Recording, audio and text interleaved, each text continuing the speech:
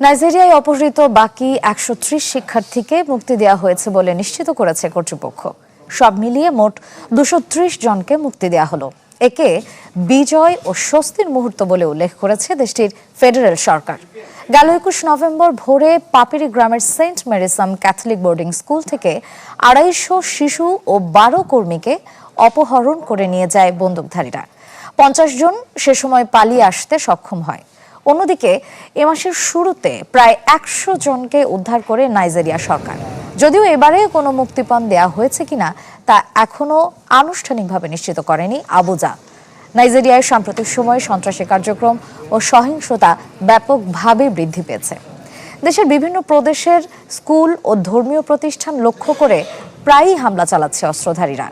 গেল বছরের মার্চেও উত্তরাঞ্চলীয় কাদুনা প্রদেশের এক শিক্ষা প্রতিষ্ঠান থেকে অপহরণের শিকার হয় বহু শিক্ষার্থী।